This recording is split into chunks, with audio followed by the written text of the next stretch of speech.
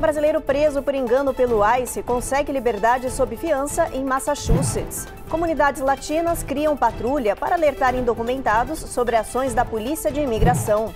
Orlando foi sede de encontro entre empresários para discutir comércio e investimentos entre Brasil e Estados Unidos. Brasileira entra na lista das mulheres mais ricas das Américas. E você vai ver que o Brasil levou a cidade de Bonito para uma das maiores feiras de turismo global que aconteceu em Los Angeles, na Califórnia. 18 vezes eleito como o melhor destino de ecoturismo no Brasil, Bonito é uma cidade pequena, com apenas 23 mil habitantes, mas com um potencial gigantesco.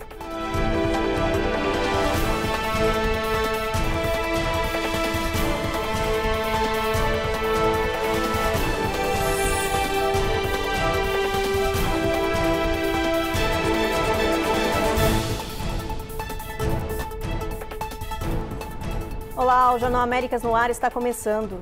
Em Massachusetts, a prisão errada de um brasileiro pelo ICE ganhou tamanha repercussão nacional que recebeu apoio da nossa comunidade, de ONGs e até de políticos americanos.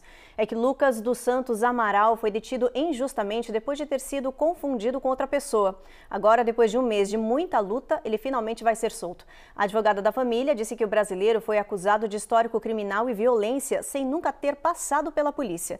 Ele foi libertado sob fiança de $8 mil.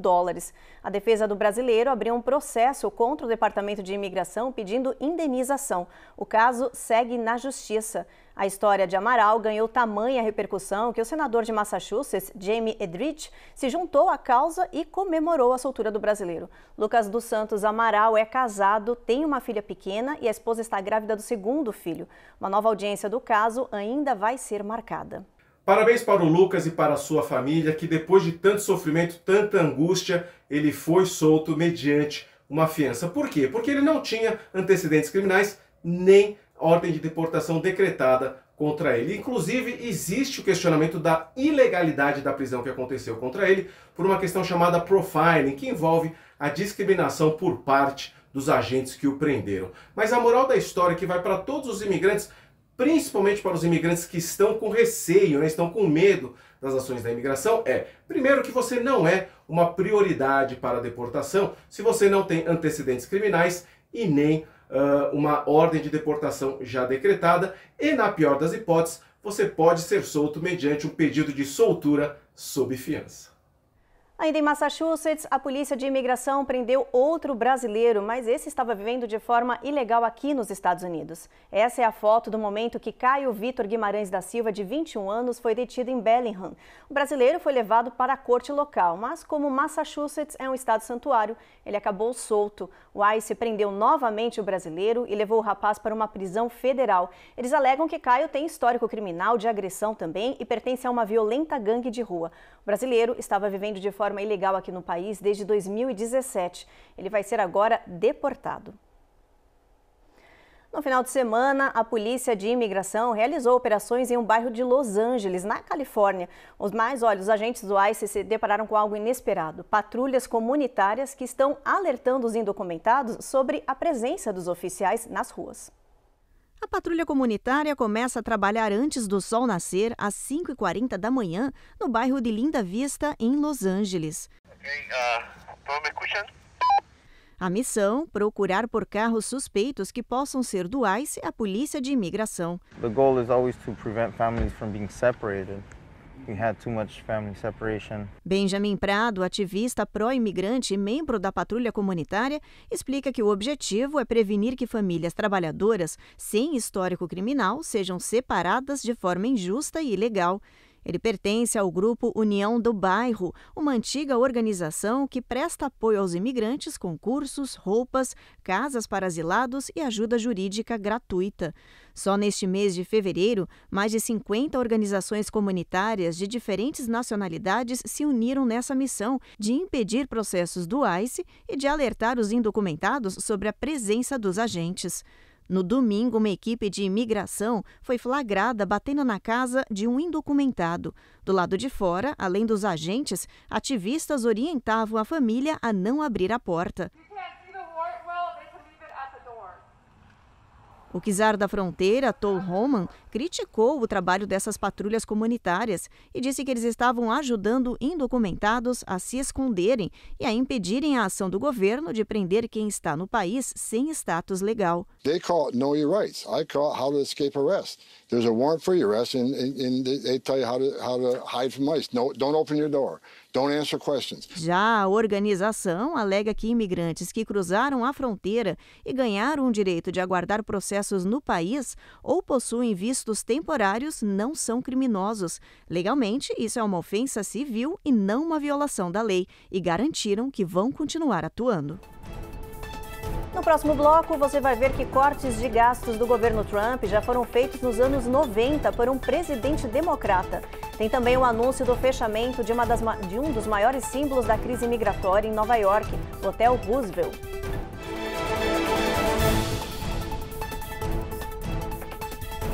Américas no Ar.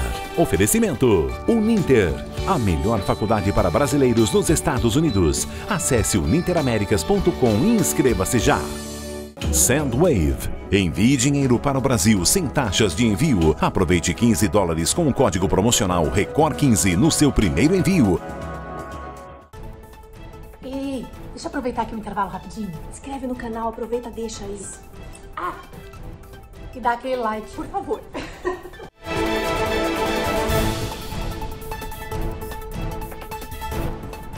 Em Nova York, o simbólico Hotel Roosevelt, que foi considerado o epicentro da crise de imigração na cidade em 2023, vai fechar as portas. Além desse centro de acolhimento, outros 50 espaços criados para os indocumentados recém-chegados também vão deixar de funcionar. Os detalhes com a repórter Carolina Camargo. Hoje, o prefeito Eric Adams anunciou que o Hotel Roosevelt, que tem sido usado como centro de admissão e moradia para imigrantes indocumentados desde maio de 2023, vai deixar de funcionar. O local, que tem capacidade para 2.900 pessoas, chegou a receber, no auge da crise, uma média de 4.000 requerentes de asilo por semana, oferecendo também assistência jurídica e médica. Mas, desde o início do ano, com a mudança de postura do prefeito Eric Adams e as novas políticas de imigração no país, o número de recém-chegados caiu drasticamente. Por isso, a prefeitura anunciou que vai fechar ao todo 53 abrigos até junho. Atualmente, a cidade opera 182 centros para imigrantes. Moradores vizinhos aos abrigos aplaudiram a medida, mas ONGs pró-imigrantes criticaram, por receio de que falte espaço ou assistência aos indocumentados. O fechamento de abrigos em Nova York tem preocupado a comunidade internacional e ativistas de defesa de direitos humanos. Isso porque Nova York sempre foi conhecida como a cidade do acolhimento, a cidade que sempre teve as portas abertas para pessoas de países em situação de guerra, países em que não há um regime democrático, países em que a pessoa não consegue prover a própria subsistência e buscam o país com o sonho de uma vida digna. O governo Trump segue com os esforços para reduzir gastos e enxugar a máquina pública. Funcionários de diferentes agências receberam neste final de semana um ultimato que termina hoje à meia-noite o prazo para justificar seus empregos ou então enfrentar demissão. Funcionários da NASA, a Agência Espacial Americana, foram apenas alguns dos milhares de servidores de diferentes departamentos do país que receberam um e-mail pedindo para justificar suas funções. O prazo final, segundo o Departamento de Eficiência sob comando de Elon Musk, é hoje à meia-noite. Juízes, FBI e outras agências precisam cumprir o ultimato ou enfrentar demissões. Muitos departamentos pediram para ignorar o e-mail, mas a mensagem no final de semana provocou pânico nos funcionários públicos. Na rede social, o presidente Trump fez um post ironizando o medo dos servidores com os novos cortes. Nesta semana, são esperados mais de 50 mil demissões, incluindo no Pentágono e na Receita Federal. Hoje, o USAID, a Agência Humanitária Internacional, que ajuda várias organizações e países do mundo, demitiu 2.000 pessoas e colocou o restante em licença administrativa. Pode parecer controverso esses esforços de cortes de gasto liderados por Musk e Trump, mas a maior reforma do governo federal da história moderna foi há 30 anos, com o presidente democrata Bill Clinton. Entre os anos de 1993 e 2000, ele cortou mais de 400 mil cargos públicos, com uma combinação de saídas voluntárias e demissões. Na época, conseguiu uma economia de 3,6 bilhões de dólares. Musk prometeu reduzir 2 trilhões de dólares de gastos nos bolsos dos contribuintes. Até agora, diz ter economizado 55 bilhões de dólares. Na semana passada, o presidente Trump sugeriu devolver parte dessa quantia à população. O governo dos Estados Unidos vai enviar esta semana um representante para acalmar os ânimos no Oriente Médio e pressionar Israel e Hamas para seguir com uma segunda etapa do acordo de cessar-fogo. É que as negociações estão emperradas. Israel e Hamas estão trocando acusações de violação do tratado. Matias Brotero tem as informações para a gente.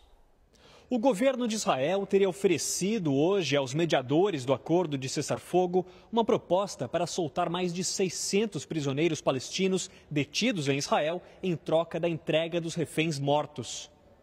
De acordo com a imprensa israelense, a proposta envolveria o Hamas entregar 2 corpos de reféns ao Egito, um dos mediadores do acordo, enquanto Israel soltaria cerca de 300 prisioneiros. Se o plano funcionar, o mesmo seria repetido com os outros 2 corpos que ainda devem ser entregues na primeira fase do acordo. O envio do plano acontece após os israelenses terem atrasado a libertação dos prisioneiros palestinos no último sábado, justificando violações repetidas e contínuas do Hamas na trégua. Sem resultados concretos nas negociações sobre a segunda fase do acordo de cessar-fogo, o governo americano, principal aliado dos israelenses, pressiona por uma extensão da primeira etapa da trégua. O tema deve ser tratado em reuniões com o enviado especial de Donald Trump, Steve Witkoff. A expectativa é que ele chegue a Israel na quarta-feira. De Tel Aviv, Matias Brotero para o Américas no Ar. A seguir, autoridades alertam que casos de sarampo estão crescendo e se espalhando pelo país. E ainda, encontro reúne empresários brasileiros e americanos para discutir negócios e investimentos em Orlando.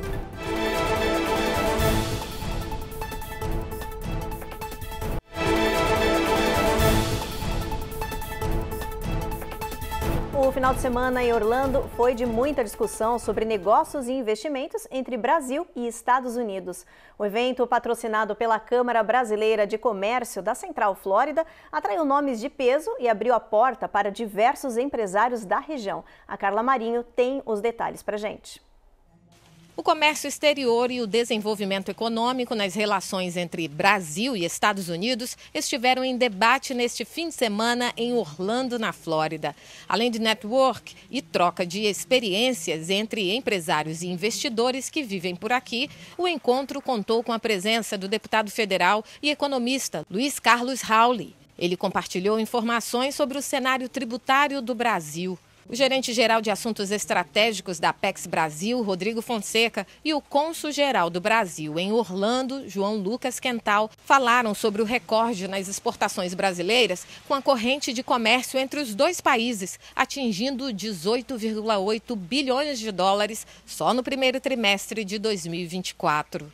Nosso objetivo é dar o start de aprendizado, de ter palestrantes de autoconhecimento agregado para fazer com que seu negócio cresça com todo o conhecimento que a Câmara tem e fazendo a ponte entre o setor privado e público. O evento, que marcou o início das celebrações pelos 25 anos da Câmara Brasil Orlando, foi realizado com o apoio da Anshan Brasil, que é a mais antiga e a maior Câmara Americana de Comércio fora dos Estados Unidos. O objetivo é fortalecer ainda mais essas parcerias estratégicas entre os dois países, que construíram nesses últimos 200 anos um comércio equilibrado e com produtos de alto valor agregado para ambos os países. Foi um sucesso e abre as portas para um ano muito especial. 2025 são 25 anos da Câmara de Comércio e a nova diretoria está trabalhando para a comunidade, unida mais como nunca. Mudando de assunto, tem alerta da FDA, a agência que regulamenta remédios e alimentos aqui no país, para suplementos de shakes congelados distribuídos em instalações médicas. É que alguns deles podem estar contaminados com a bactéria Listeria. As marcas sob risco são essas que aparecem na sua tela agora. Pelo menos 11 mortes foram relacionadas com esses produtos. As autoridades disseram que dezenas de pessoas seguem internadas por causa desses shakes. Os suplementos foram distribuídos em 21 estados para uso em hospitais, instalações de cuidados de longo prazo e também em clínicas. Os produtos já estão sendo recolhidos. A listeria pode provocar infecção gastrointestinal grave e levar as pessoas a sentirem náuseas, vômitos, diarreia e muito mal-estar. É preciso procurar um médico se os sintomas persistirem. Essa é a terceira maior causa de mortes por doenças transmitidas por alimentos aqui nos Estados Unidos. E ainda falando de alerta de saúde, aumentaram os casos de sarampo aqui nos Estados Unidos. O CDC, o Centro de Controle e Prevenção de Doenças, disparou o alerta vermelho para o risco de epidemia aqui no país. Subiu para 100 o número de casos no Texas. É o maior surto de sarampo em 30 anos na região. A doença atinge crianças não vacinadas e adultos que não sabem o status de imunização. As autoridades dizem que a queda no número de vacinações infantis está expondo o país a uma epidemia em larga escala, que poderia ser facilmente evitada.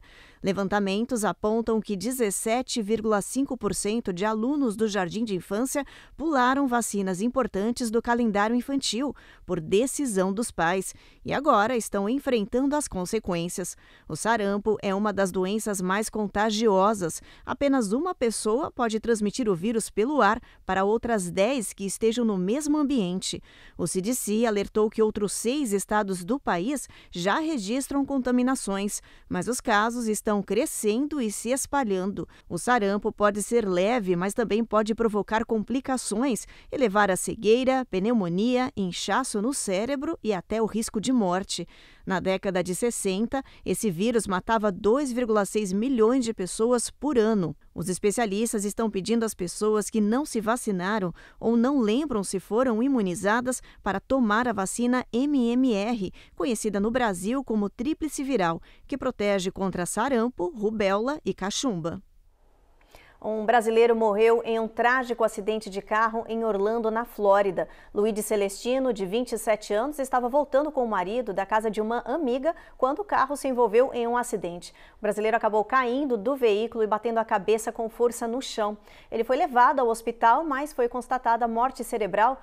Depois de dias de internação, a família resolveu desligar os aparelhos e doar os órgãos dele. Luigi era natural de Roraima, no Brasil. Amigos e familiares descreveram o brasileiro como uma pessoa alegre, simpática e que fazia amizade fácil. Eles lamentaram a morte prematura do rapaz. E depois do intervalo, a gente te mostra que o Brasil foi destaque em uma das maiores feiras de turismo mundial que aconteceu em Los Angeles. E você vai saber também quem é a brasileira que entrou na lista das mulheres mais ricas das Américas, feita pela revista Forbes. Já já a gente te conta tudo.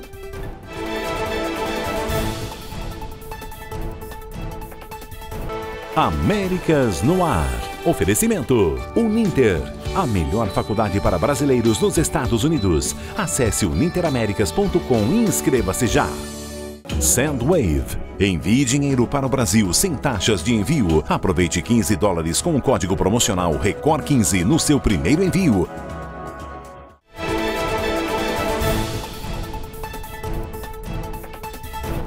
Neste final de semana, imagens de bolas de fogo cruzando o céu chamaram a atenção nos Estados Unidos, no Caribe, na Europa e também no Brasil.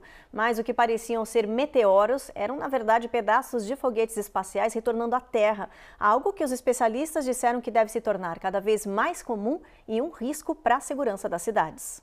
Essas luzes cortando o céu foram gravadas na Europa, nas Bahamas e nos Estados Unidos. São destroços de foguetes da Blue Origin e da SpaceX. Neste outro vídeo, em Roraima, essas bolas de fogo também são detritos de um foguete que foi lançado na Nova Zelândia e caiu no Brasil. As imagens impressionantes, segundo os especialistas, tendem a se tornar cada vez mais comuns nos céus. Elas são resultado do alto número de foguetes que estão sendo lançados no espaço e da grande quantidade de lixo espacial girando na órbita do nosso planeta. Esse material perdido vai começar cada vez mais a cair na Terra. Embora os especialistas digam que não haja perigo porque eles são queimados e vaporizados na entrada da atmosfera, não foi bem o que se viu nesses últimos dias. Vários pedaços grandes de foguetes foram encontrados em diferentes regiões do mundo, incluindo aqui em Miami. E o motivo é que as novas aeronaves estão mais resistentes ao calor, por isso que estão ultrapassando a atmosfera mais fácil. E muitas vezes pedaços estão chegando inteiros até o chão. A preocupação é que no futuro próximo esses materiais sejam uma ameaça também para as aeronaves, algo que os especialistas já estão discutindo. Um estudo avaliou os riscos por regiões e concluiu que Vancouver, Seattle e a costa leste americana, por exemplo, possuem 25% de chance a cada ano de serem atingidos por um detrito espacial. Vamos dar uma olhadinha no nosso mapa, ver como é que vai estar o clima amanhã em boa parte do país. A gente começa por Boston, por lá. A região a gente vê que vai estar tempo encoberto com mínima de 35, máxima de 49. Tempo encoberto também em Nova York. Norfolk a gente tem sol entre nuvens. Charlotte a gente tem sol brilhando com máxima de 71. Olha, na Flórida tem previsão de chuva em toda a região, com máxima nessa área de 79 graus. New Orleans, sol entre nuvens, não tem previsão de chuva. Houston também, a máxima é de 74, mínima de 53 nessa área. San Antônio não tem previsão de nuvens lá, o sol vai brilhar forte o dia inteiro, máxima de 79.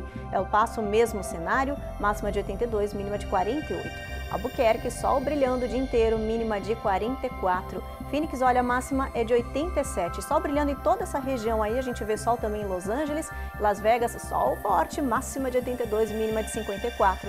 São Francisco, tempo encoberto, clima mais ameno, mínima de 48, máxima de 64. E olha, saiu o ranking das mulheres mais ricas das Américas, feita pela revista Forbes. Adivinha só, tem brasileira nessa lista. Vicky Safra, ela é esposa do banqueiro Joseph Safra, um dos homens mais poderosos do mundo, que morreu em 2020. Vicky aparece na lista no 13º lugar, com um patrimônio avaliado em cerca de 20 bilhões de dólares. Em primeiro lugar no ranking está Alice Walton, filha do fundador da rede Walmart. A mulher mais rica do mundo tem um patrimônio avaliado em 111 bilhões de dólares. Ela não se dedica ao negócio da família. Trabalha como curadora de arte. Jacqueline Mars e Julia Koch aparecem em 2º e 3º lugar, respectivamente. Mudando de assunto, o Brasil foi um dos grandes destaques da maior feira de turismo internacional que aconteceu em Los Angeles, na Califórnia. Entre a variedade de lugares disponíveis que estavam sendo mostrados no evento, estava a cidade brasileira de Bonito, que já foi eleita 18 vezes como o melhor destino ecoturismo do nosso país. O Brasil foi um dos centros das atenções do Los Angeles Travel Show 2025, feira de turismo internacional que aconteceu no último final de semana. O evento, que reuniu centenas de profissionais, contou com a exposição de mais de 450 destinos. Teve seminários e palestras com nomes de peso no setor e na televisão americana. Mas foi o nosso Brasil quem fez e trouxe Bonito para a luz dos holofotes. No pavilhão da Embratur, a cidade do Mato Grosso do Sul contou com representantes de peso, a primeira-dama e a vice-prefeita de Bonito. Os objetivos da nossa participação aqui na Los Angeles Travel and Adventure Show foi principalmente promover a nossa cidade de Bonito aqui no mercado americano. Bonito hoje é referência no nosso país como um destino organizado, um destino que é o melhor destino de ecoturismo do nosso país. E nós viemos trazer aqui as nossas belezas naturais, todas as nossas opções de passeios para divulgar aqui nos Estados Unidos. Este é o 2º ano que a cidade participa do evento e aposta no potencial internacional da região. E a experiência realmente foi muito incrível. Foram 2 dias de muito trabalho intenso. Tivemos um treinamento para mais de 80 operadoras aqui de Los Angeles, que participaram conosco e com a Embratur e outros destinos de uma manhã de trabalho. Depois nós tivemos também um contato muito grande com o consulado do Brasil aqui em Los Angeles. E por fim, nós tivemos algumas reuniões e vários atendimentos também para o público final que vieram até o stand e demonstraram muito interesse de conhecer a nossa cidade de Bonito. 18 vezes eleito como o melhor destino de ecoturismo no Brasil, Bonito é uma cidade pequena, com apenas 23 mil habitantes, mas com um potencial gigantesco. Em 2023, a região recebeu mais de 300 mil visitantes nacionais e estrangeiros, gerando mais de 23 milhões de reais em impostos sobre serviços. A julgar pela receptividade dos presentes no Los Angeles Travel Show, estes números devem crescer cada vez mais. E o que me deixou mais impressionada com essa feira é realmente o interesse genuíno de todos os visitantes que nos procuraram de conhecer o Brasil, especialmente a nossa cidade de Bonito, que fica no Mato Grosso do Sul. Realmente eles desejam visitar o Brasil, conhecer Bonito, que hoje é um destino referência no nosso país, o melhor destino de ecoturismo do Brasil, e isso realmente foi muito incrível sentir essa vontade deles visitarem a nossa cidade. E o Jornal Américas no Ar termina agora. A gente espera vocês novamente amanhã. Você fica agora com mais um capítulo de Eurico e Lázaro. Boa noite.